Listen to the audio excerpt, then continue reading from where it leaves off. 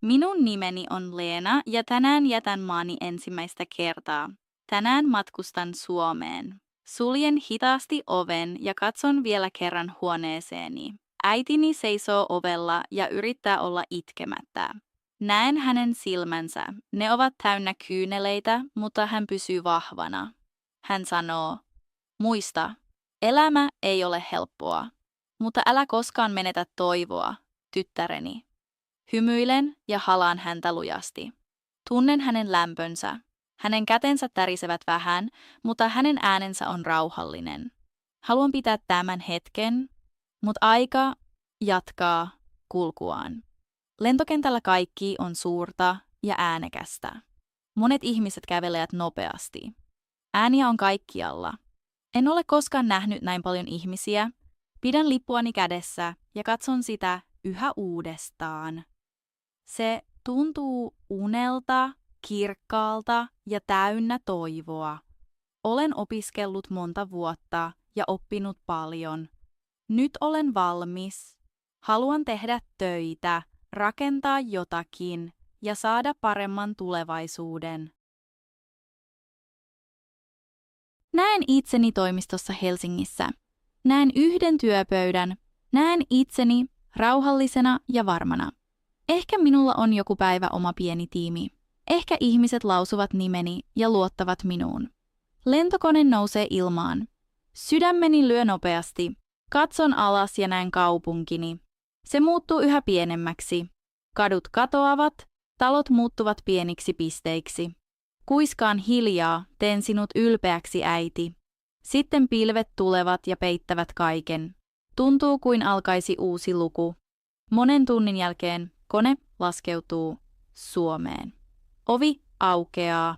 Uusi ilma, uusi kieli. Kaikki on vierasta. Otan laukkuni ja kävelen hitaasti tarkastuksen läpi. Sydämeni hakkaa, tunnen jännitystä, mutta myös pelkoa. Ulkona näen Helsingin kaupungin. Valot ovat kirkkaat. Autot ajavat nopeasti. Ihmiset puhuvat nopeasti. En ymmärrä sanoja. On meluisaa ja vierasta. Hetken pysähdyn. Sitten hengitän syvään ja sanon hiljaa itselleni. Sinä pystyt siihen, Leena. Olet tehnyt kovasti töitä. Olet valmis. Nyt kuljet omaa tietäsi. Ensimmäiset päivät kuluvat, mutta ne tuntuvat hyvin pitkiltä. Jokainen päivä on raskas ja olen usein väsynyt. Kirjoitan monia hakemuksia ja kävelen kaupungilla. Menen toimistoihin, pieniin yrityksiin ja kauppoihin. Kysyn työtä ja jätän paperini. Toivon mahdollisuutta, mutta puhelimeni pysyy hiljaa. Ei soittoa, ei viestiä. Katson usein näyttöäni ja odotan, mutta mitään ei tapahdu. Eräänä päivänä saan haastattelun. Sydämeni lyö nopeammin ja tunnen taas hieman toivoa.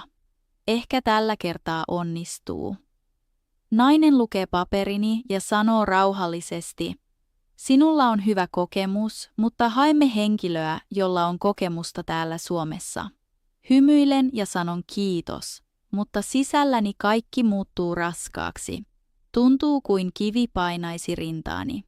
Kävelen hitaasti kotiin ja tunnen oloni tyhjäksi ja surulliseksi. Yöllä istun pöydän ääressä ja lasken rahani. Lasken tarkasti.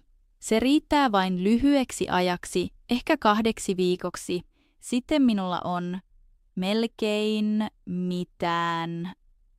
Otan puhelimeni ja soitan äidilleni.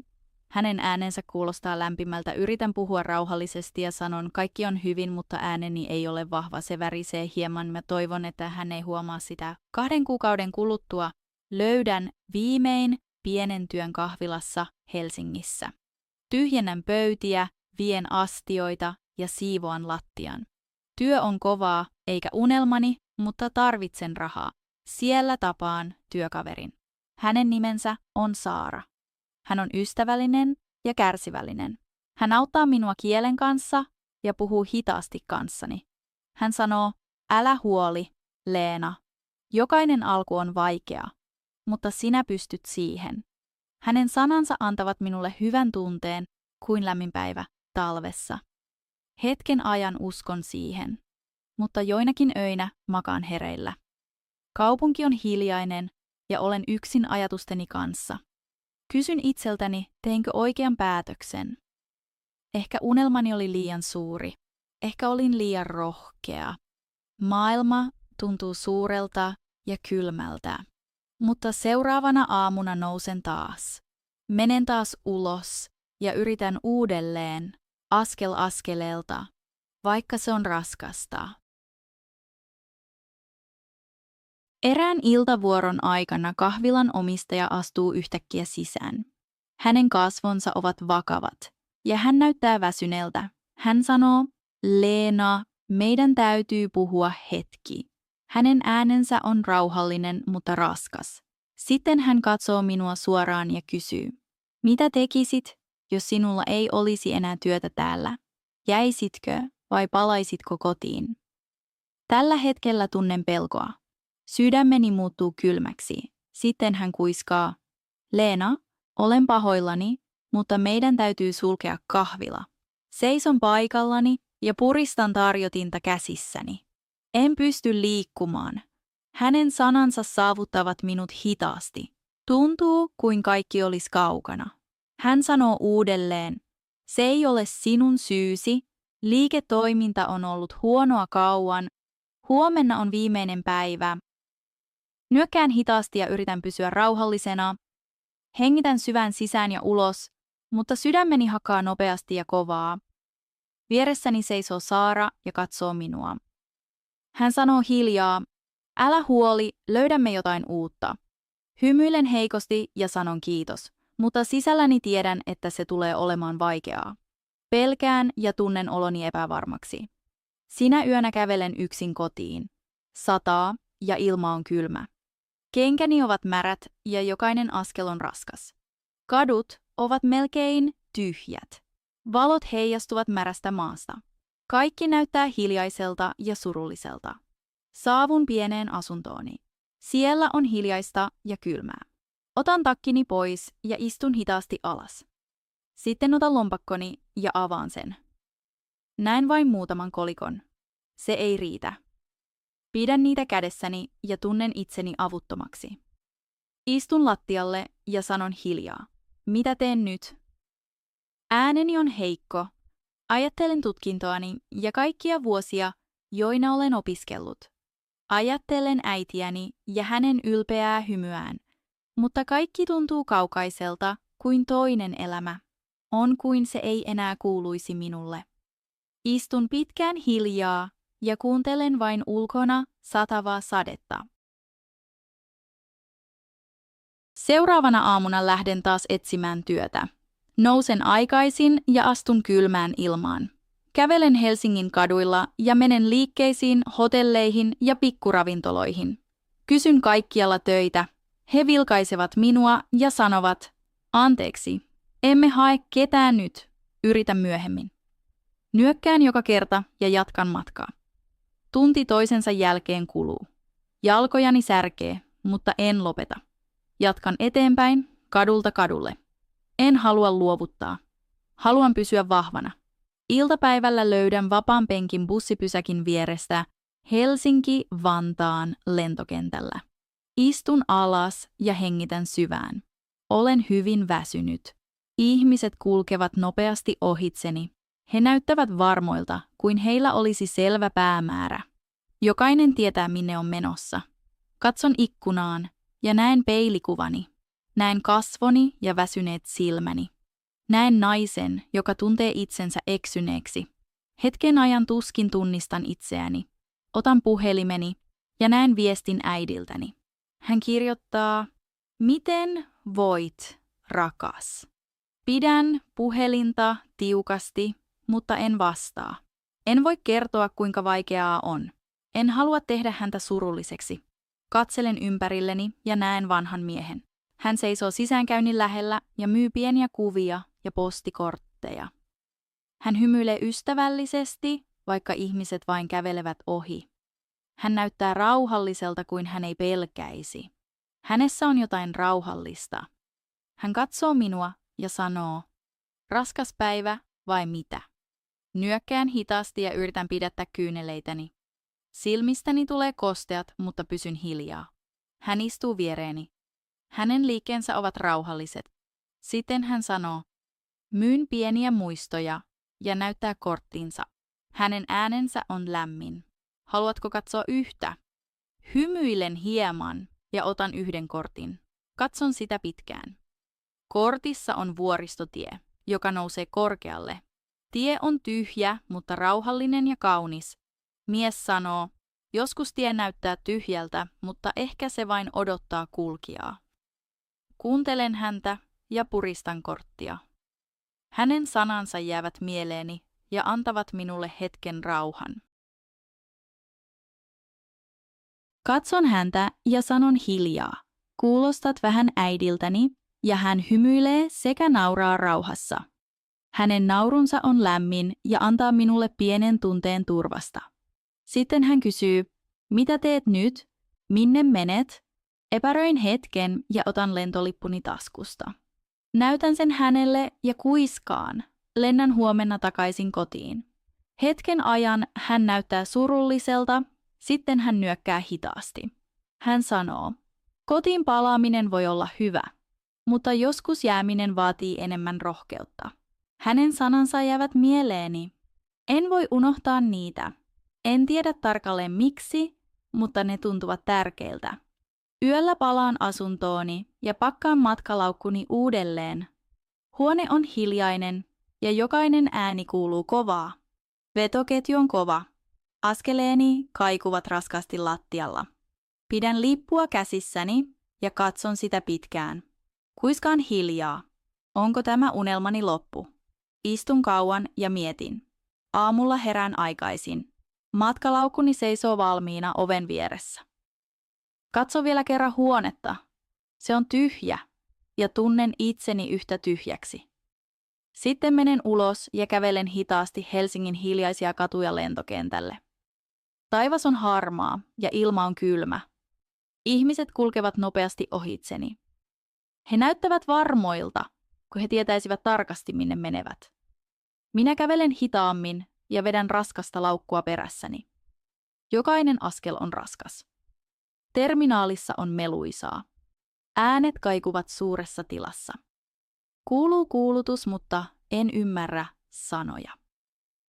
Pysähdyn ja puristan lippua kädessäni. Sydämeni hakkaa nopeasti. Sama kysymys toistuu mielessäni yhä uudelleen. Palaanko kotiin vai jäänkö tänne ja yritän vielä kerran? Hengitän syvään ja tunnen, että tämä hetki voi muuttaa elämäni.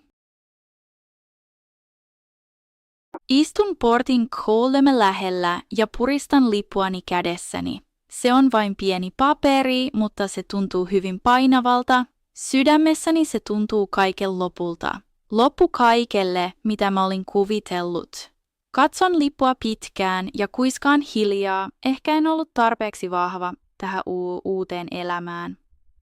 Äänen on hiljainen ja epävarma. Sitten avaan laukkuni ja näen valokuvan äidistäni. Hän seisoo talomme edessä ja hymyilee rauhassa. Hänen kasvonsa tuovat minulle lämpöä. Silmäni kostuvat. Räpäytän nopeasti ja pyyhin kyyneleet pois. En halua, että kukaan näkee minut näin. Haluan olla vahva. Yhtäkkiä kuulen äänen. Se kuulostaa tutulta. Käännyn ja näen vanhan miehen taas. Hän seisoo siellä korttiensa kanssa. Tällä kertaa hänellä on pieni laukku täynnä kuvia. Hän vilkuttaa minulle ystävällisesti ja tulee hitaasti lähemmäs. Hän sanoo, olet taas täällä, ajatteletko yhä tietä? Naurahdan hiljaa ja sanon, kyllä, mutta nyt tieni vie kotiin. Hän istuu rauhallisesti viereeni. Hänen liikkeensä ovat hitaita ja tyyniä. Sitten hän sanoo, koti on tärkeä, mutta toivo on vielä vahvempi. Katson häntä ja mietin hänen sanojaan. Ne ovat yksinkertaisia, mutta ne osuvat syvälle. Mietetien niepin oliko hänelläkin joskus siis suuria unelmia. Ehkä ne olivat raskaita. Ehkä hänenkin piti taistella. Ja mies hymyilee lempeästi ja vaikuttaa sin rauhalliselta. Hän sanoo, unelmat muuttuvat, siksi ne pysyvät elävinä. Kuuntelen häntä ja tunnen jotain sisälläni. Se on pientä, mutta se on olemassa. Sitten hän ottaa pienen laatikon ja avaa sen. Sisällä on monia kortteja ja pieniä kuvia. Hän sanoo, valitse yksi, tänään se on lahja. Katson kortteja ja valitsen yhden. Kortissa näen korkeita vuoria ja valoa pilvien takana. Valo tuntuu lämpimältä ja vahvalta. Puristan korttia ja sanon hiljaa, se on todella kaunis. Hän nyökkää ja sanoo, vuoret näyttävät vahvoilta, mutta nekin taistelevat joka päivä pysyäkseen pystyssä. Puristan korttia vielä tiukemmin ja tunnen, että hänen sanansa muuttavat minussa jotakin. Hänen sanansa osuvat syvälle ja hetkeksi kaikki ympärilläni hiljenee. En ajattele enää lentoa. En ajattele aikaa. Jopa pelkoni katoaa hetkeksi. Istun vain paikallani ja puristan korttia kädessäni. Sitten kuulen kuulutuksen. Minun lentoni kutsutaan. Ihmiset ympärilläni nousevat nopeasti ja kulkevat portille. He muodostavat pitkän jonon.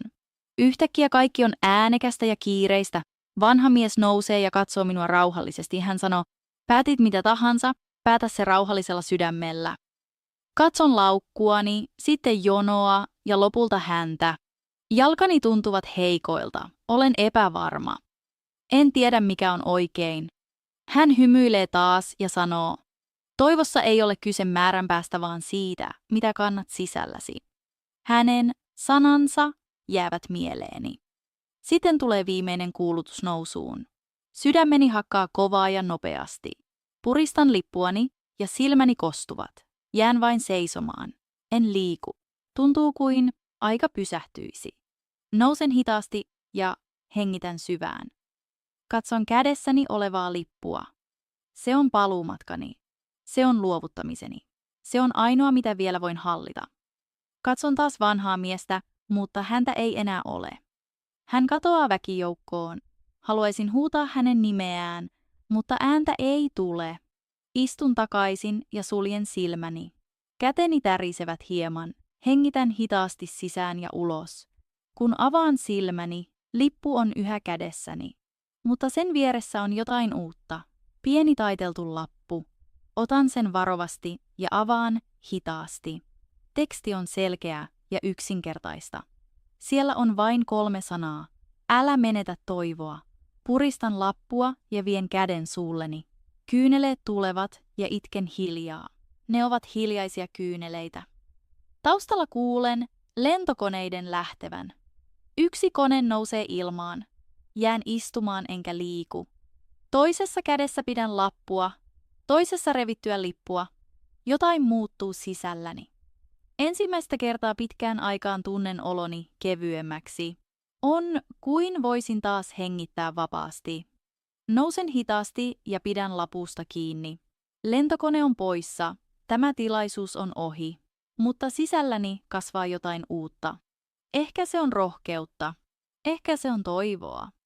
Katson eteenpäin ja otan askeleen. Sitten toisen. Ehkä oikea tieni alkaa juuri nyt.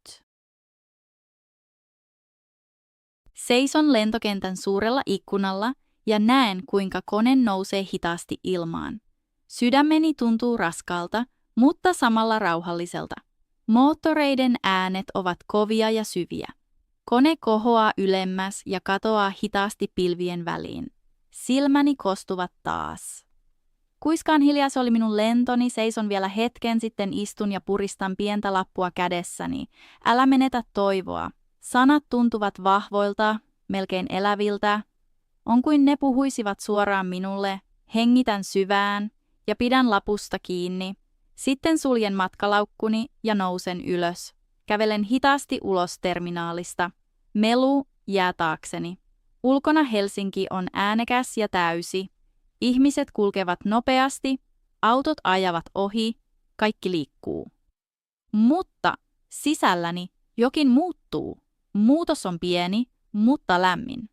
Pieni kipinä rohkeutta kasvaa minussa. Hengitän syvään ja sanon hiljaa, aloitan uudestaan. Kylmä tuuli osuu kasvoihini, mutta nyt se tuntuu erilaiselta. Ei enää yhtä raskaalta. Menen bussipysäkille ja nousen kyytiin. Matkan aikana katson ikkunasta ulos. Talot ovat suuria ja vieraita, mutta tunnen itseni vahvemmaksi kuin ennen.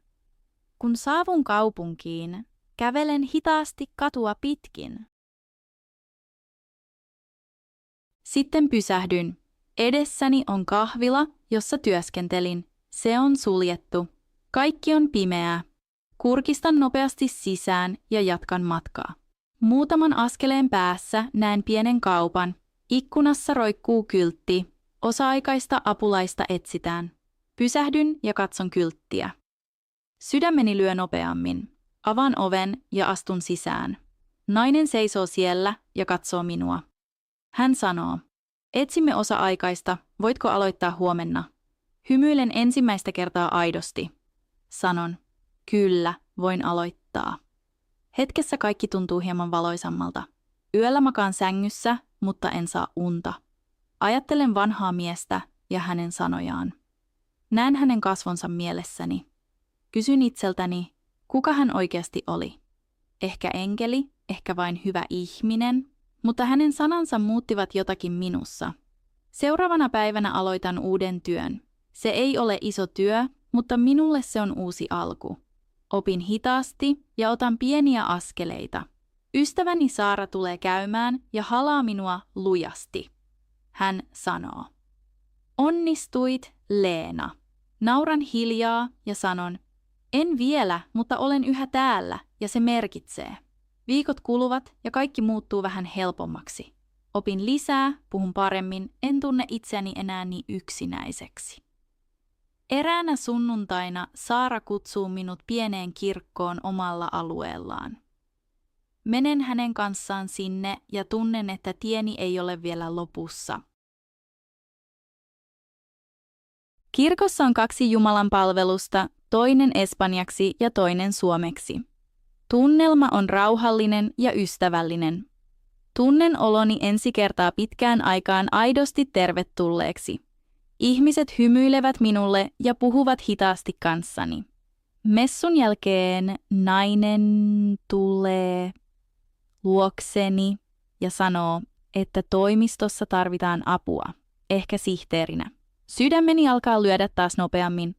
Kysyn varovasti, etsittekö henkilöä, joka puhuu suomea ja espanjaa? Hän hymyilee ja sanoo, suomea osaava jo löytyy, mutta Espanja-puheluihin kaipaamme vielä apua. Nyökkään nopeasti ja sanon, voin tehdä sen. Olen työskennellyt kotimaassa toimistossa. Hän näyttää tyytyväiseltä ja sanoo, hienoa, jätä tietosi ja tule keskiviikon Suomi-ryhmään, se auttaa. Annan hänelle tietoni ja kiitän. Yöllä rukoilen hiljaa ja pyydän yhtä mahdollisuutta. Päivät kuluvat, mutta puhelimeni pysyy hiljaa. Sydämeni muuttuu taas epävarmaksi. Ehkä he löysivät jo jonkun toisen. Ystäväni Saara sanoo minulle, älä luovuta, joskus vastaukset tulevat myöhemmin. Viikkoa myöhemmin siivoan taas pöytiä, kun puhelimeni soi äkisti. Näen numeron ja sydämeni lyö nopeasti. Vastaan ja sanon, hei. Ystävällinen ääni sanoo, hei, Leena, täällä Kaisa kirkolta. Pidätän hetken hengitystäni. Sitten hän sanoo, haluamme tarjota sinulle paikan. Hetken ajan en saa sanaa suustani. Kuiskaan sitten, kiitos, kiitos paljon. Hän sanoo, tule myös Suomen kurssille, sinä onnistut. Istun alas ja hymyilen ja kyyneleet nousevat silmiini. Toivo tuntuu yhtäkkiä taas todelta. Illalla kuljen Helsingin kaduilla ja tunnen rauhan sisälläni. Ajattelen, ehkä toivo oli koko ajan siinä, ehkä en vain nähnyt sitä. 10 vuotta on kulunut tuosta päivästä. Joskus ajattelen yhä vanhaa miestä ja hänen sanojaan, älä menetä toivoa. Nuo sanat muuttivat elämäni. Tänään elämäni on parempi. Se ei ole täydellinen, mutta siinä on merkitys. Työskentelen yhä kirkossa, puhun nyt hyvin suomea ja myös englantia ja autan uusia perheitä. Olen myös tavannut miehen. Hän on ystävällinen ja rauhallinen ja antaa minulle turvaa. Olemme menneet naimisiin ja asumme nyt Helsinki-Vantaan lentoaseman lähellä. Paikka, joka ennen pelotti minua, tuntuu nyt hyvältä. Tänään olen taas täällä lentoasemalla, mutta en ole lähdössä mihinkään. Odotan äitiäni. 10 vuoden jälkeen hän tulee vihdoin luokseni Suomeen. Katson saapumistaulua ja käteni vapisevat ilosta. Kuiskaan hiljaa, äiti, me teimme sen. Sitten ovet avautuvat. Näen hänet. Hän on vanhentunut, mutta hänen hymynsä on yhä sama. Juoksen häntä kohti. Hetkeksi aika pysähtyy. Halaamme toisiamme tiukasti. Kyyneleet valuvat kasvoilleni, mutta nyt ne ovat ilon ja rauhan kyyneleitä. Ajattelen kaikkia vaikeita päiviä ja öitä.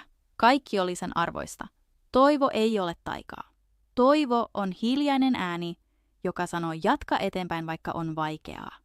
Älä koskaan menetä toivoa. Et voi tietää, mitä kaunista vielä odottaa sinua.